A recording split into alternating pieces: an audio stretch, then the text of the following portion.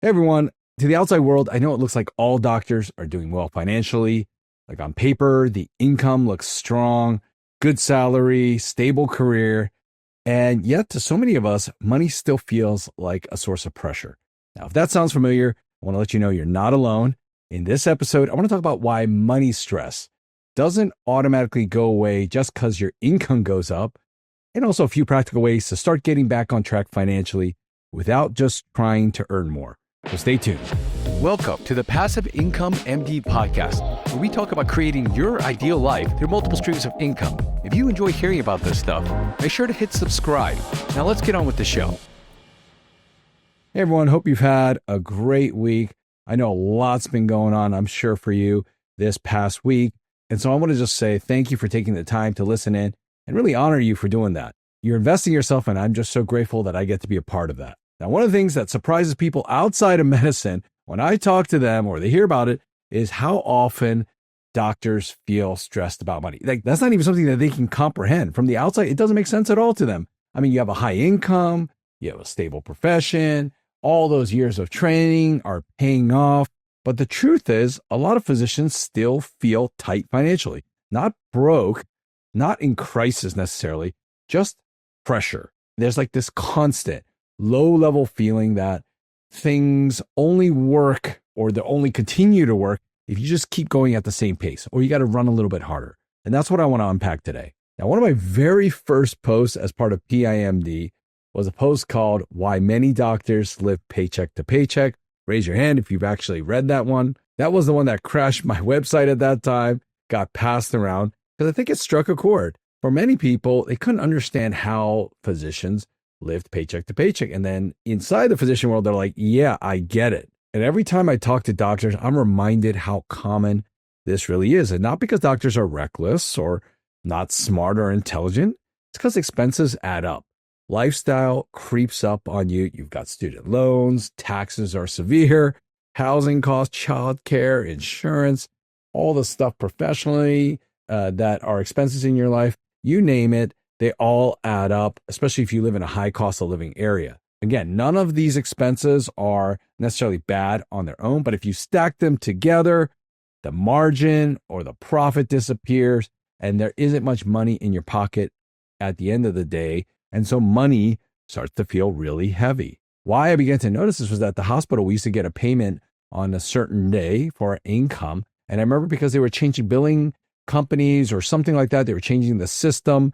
Basically, we were going to get paid about 3 to 4 days late. And for some people, they freaked out. I remember being a first year attending at that time and thinking the money was really good. What are people going crazy for? And then it dawned on me, yes, high income people can still live paycheck to paycheck. And here's a key insight I got on that.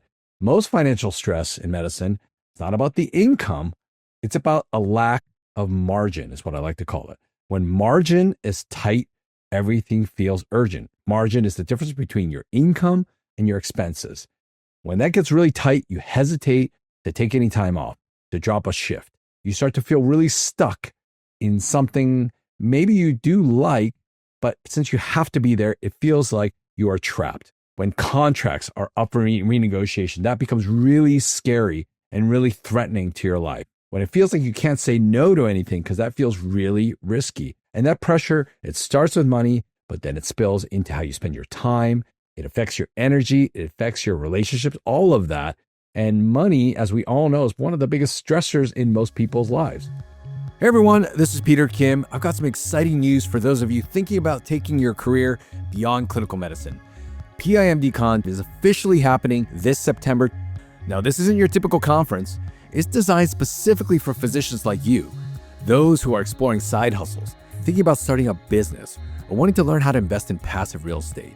Now, at PIMDCon, you'll hear from top experts, investors, and entrepreneurs who've been in your shoes and are ready to share what works.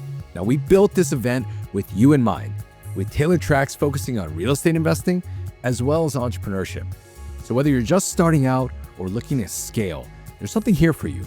Now, if you've been thinking about creating more freedom in your life, financially or professionally, or time, now this is your chance to take the next step. So head over to PIMDcon.com to grab your ticket. It's going to be an incredible weekend of learning, connection, and inspiration. So as doctors, what do we do when we feel more financial pressure? The default response is to work more.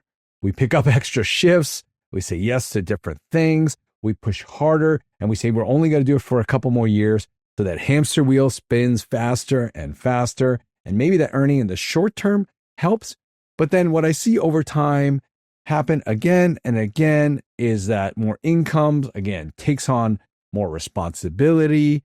It changes things with your lifestyle. You become more dependent on your work. And so the pressure doesn't go away. It just goes faster and faster. In fact, sometimes feels more intense. But your income goes up, but the margin or the gap doesn't increase. So earning more by itself doesn't solve the income problem. It doesn't automatically solve this whole feeling of pressure. And so this is where I want to slow things down and get a little bit practical, since this is the beginning of the year when I'm recording this. And I really want to get into some practical resets here, how to start getting back on track when it comes to your financial matters without overwhelming you. Now, it doesn't mean you have to do a complete overhaul. It usually starts with clarity and some small adjustments. Now, here are a few ways that I've seen doctors begin to increase that gap, create more margin in their lives. Number one, they get clear on where the pressure actually is. Not your entire financial picture. Just ask yourself, what expense or obligation makes me feel the most stuck right now? It's the one that keeps me up at night. It's usually not everything. It's one or two things carrying the most weight. And then we're going to start to figure out how to address that. Second, we need to stop assuming everything is permanent. A lot of financial stress comes from treating today's setup, today's expenses as fixed forever. Things change. You can change loans. You can refi. You can change roles. Expenses can be renegotiated. Income can be renegotiated. You can diversify your income sources. Just realizing that things are adjustable, that there are different options, sometimes brings some relief to your life. Third, focus on reducing dependence, not maximizing returns. And what I mean by that is that the goal isn't to necessarily optimize your net worth, not right away. It's to reduce how much of your life depends on your next shift. Even small steps towards having additional cash flow, having flexibility, or simplifying your life matters, whether that's on the income side or the expense side. Fourth, slow the growth before trying to accelerate. What I mean by that is before adding new investments or strategies, ask first, what can I simplify? What can I pause? What can I stabilize first before adding all these things off? Before adding new investments or strategies, ask, what can I simplify, pause, or stabilize first? Often slowing the leak creates more progress than speeding up the engine. We're talking about speeding up that hamster wheel. Now, none of this needs to happen all at once, but these shifts change how money feels. And I think we all know money is an emotion. Money is not just the ones and zeros in your bank account. Yes, that's part of it, but it's really something that creates emotion from you. Whether you feel good in life or bad or pressured or feel trapped, it has a lot to do with money. And that's the whole point. And for many of us, I think we use money as a measurement. When it's only used as a measurement, that creates stress. Your salary, your net worth, comparison. It's good to do these things and good for us to know these things. I talk about it in our mastermind group all the time. You have to know where you're at. You have to understand these numbers to gain control of them. But if money is there simply as a measurement, it can cause a lot of pressure for you. At the end of the day, we need to focus on margin. We need to focus on profit, what's left in your pocket at the end of a month. Because if you can increase that margin, you're able to say no. You're able to cut back without panic.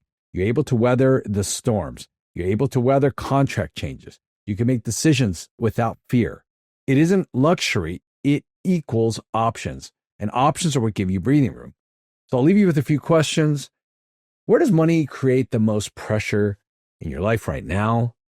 What financial decision feels the hardest to make? And if you had a little bit more margin in your life, what would you change first? Would you work a little less? Would you enjoy yourself a little more? Now, again, you don't need to fix this right away, but just stash these questions in the back of your mind. Next time you have a few moments to think about it, go ahead and reflect on these. Just notice where the pressure lives with you when it comes to money.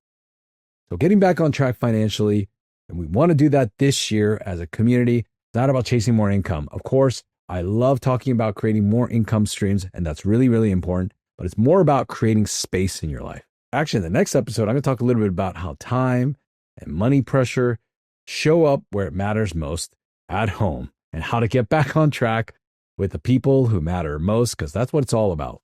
Because what we're trying to do here is not just build financial stability, it's about helping you design and create the life that you want, that extraordinary life that only you can live when you do it on your terms. Thanks, everyone. Have a great week, and I'll see you next time.